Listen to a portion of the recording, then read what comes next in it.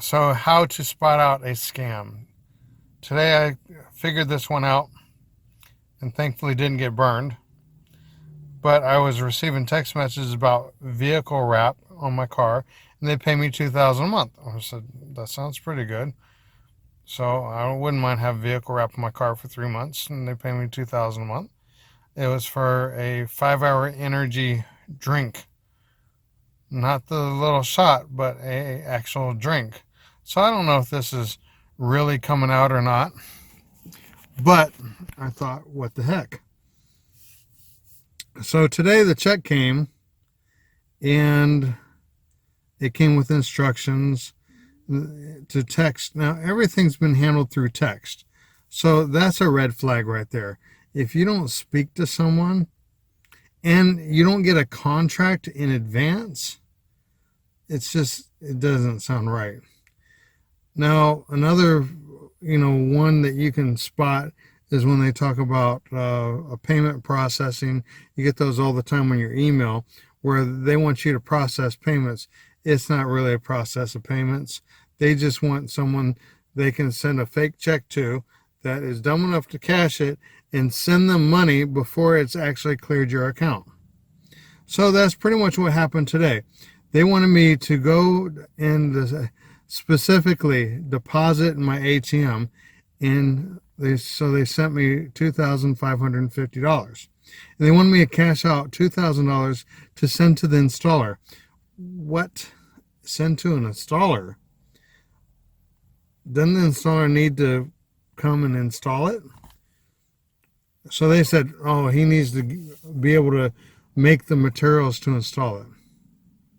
So I played along. I wasn't going to deposit in my account. But here's what I did just to throw them a curveball. I said, my bank will only let me get $400 out.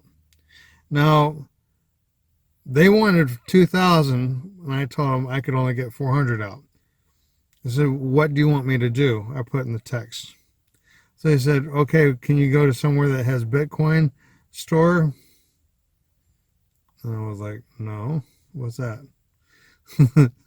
So then they said, go to Walmart and text me back when you're there. So I wasn't going to Walmart. I hadn't even done anything with this check other than call the bank. Now here's the other thing. Let's get back to the bank in a minute. Okay, so I told them I could send 400. So then they give me a name and a name of a Michael Wallen in Rochester, New York. And they said, send me the MCN number. So I assume that's the tracking number of Western Union. And this Michael Wallen, maybe he's in on it, maybe he's not.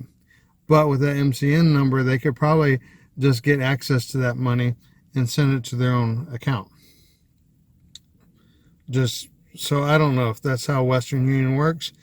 I prefer not screwing with that. So they were like, when are you going to send it? When are you going to send it? And I said, okay. They kept on sending me questions back. What do you mean? Okay. I loved responding with okay. Okay is the most informal asshole response you could give someone in this kind of situation. So I kept on responding back. And finally, okay, so he said, well, did you read the job description? Like, what? Job description? You're going to tell me about job description?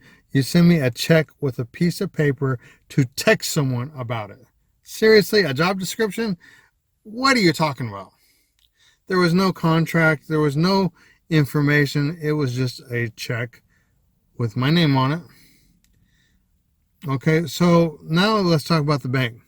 So before contacting them too much further, I called up the bank. So I had to search for the bank's name. I called the bank up. They gave me an 800 number to call. I called the 800 number, and the representative, it was almost like they were in on it. They said, we can't verify it until it's been deposited in your account. I'm like, what? I'm like, so I'm going to go deposit this in my account, and when you guys say the check is no good, I'm going to receive a $30 check return fee for something I'm calling you about right now.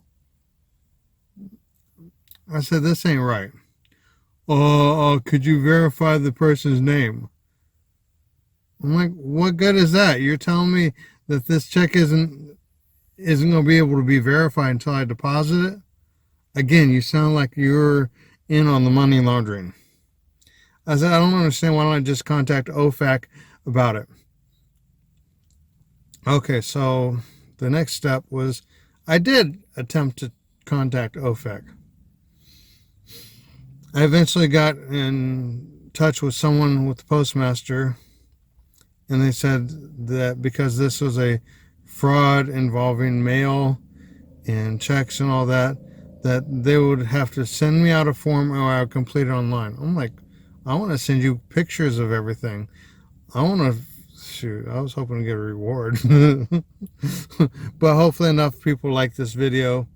So let's talk again about how to spot a money laundering scheme. Now, I was a financial advisor for 15 years. I did a lot of different money laundering scheme classes and certifications. However, the average everyday person could get hit with these in your email, especially if you have multiple email, which who doesn't? You can get hit with these on a daily basis. So a money laundering scheme involves them trying to send you a check for you to deposit in your account and immediately withdraw cash to send to them. Okay, whenever something's too good to be true, it usually is not true. I mean, that's really what it boils down to. Is these people send me a check, expecting me to cash it today, and send them money. And how to test them was I said, that much wasn't available to me. I can only send you this much. And they're okay with it. Okay, so instead of sending them $2,000, I offered to send them $400. They're okay with it. You know why? Because there was no money with that check anyways. Okay, I'm not going to do anything with this check but turn it over to the authorities if I ever get contacted by them. But that's how you spot a money laundering scam, is they send you a check, expect you to cash it, and send them money immediately. And for further details, please check out my blog, which the link is listed below, where I'm going to show you actual pictures of what I saw and how it was easy to spot. Thanks for watching. Please share. Other people need to know about this. Like, subscribe, all that good stuff. Appreciate it.